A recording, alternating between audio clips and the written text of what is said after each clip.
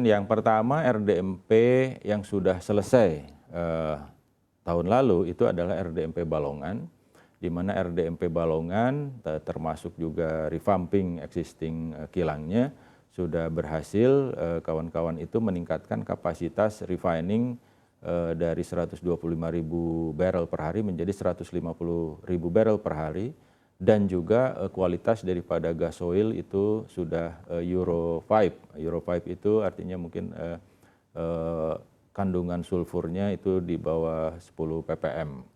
Nah, sedangkan yang sekarang ongoing construction itu ada RDMP Balikpapan.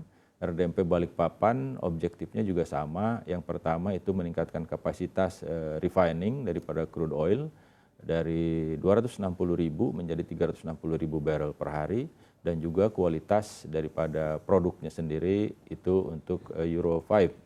Nah, sedangkan yang satu lagi yang tadi ditanyakan Mbak Sinta yaitu GRR Tuban.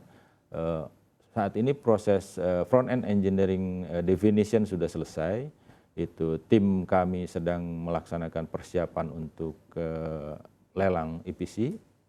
Kemudian paralel juga tim kami sedang mengkaji untuk bagaimana financing daripada proyek tersebut, yang mana mungkin polanya akan mengikuti apa yang kami sudah lakukan di RDMP Balikpapan, di mana ada sebagian equity, sebagian juga debt financing.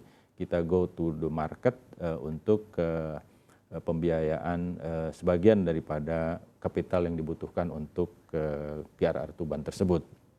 Baik. Sebetulnya Pak, kalau berbicara mengenai JRN yang di Tuban ya Pak, ini nilai investasinya ada berapa sih Pak?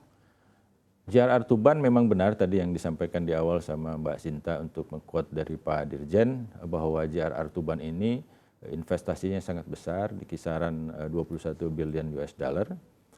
Saat ini kami memang ber-JV dengan joint venture dengan Rosneft Rusia, perusahaan berbasis di Rusia, di mana kita 55%, 45%, artinya Pertamina 55%, Rusia 45%. Nah, polanya yang strategi untuk mengimplementasikan ataupun memprogres JRR Tuban akan lakukan sama seperti yang RDMP Balikpapan, di mana ada sebagian equity, sebagian juga debt financing yang akan kita go to the market.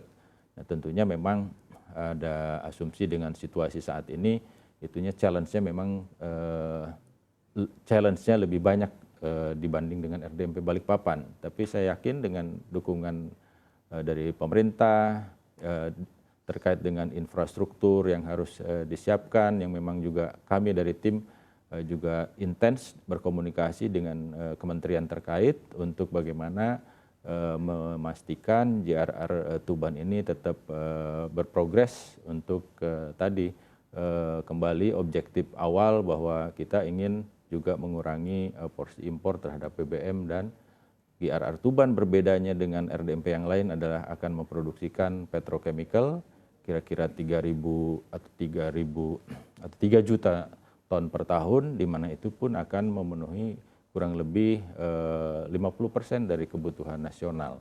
Nah, mungkin itu yang berbeda dengan RDMP yang lain. Kira-kira demikian. Baik. Terkait dengan nilai investasi yang tadi disebutkan berada di 21 billion US dollar ya Pak. Ini kan angka yang artinya tidak sedikit begitu. Betul. Kita lihat tadi untuk pembagiannya sendiri bagi Pertamina berada di 55%, sementara untuk Rusia ada di 45%. Sebetulnya apakah ada opsi lain Pak? Artinya apakah ini juga terbuka untuk investor lain ya? Seperti artinya akan ada pencarian investor baru atau seperti apa kira-kira skemanya? Seiring dengan boleh dibilang memang untuk saat ini mungkin kesulitan ya dari sisi investor dan juga pencairan dana untuk pendanaan dari kilang Tuban ini.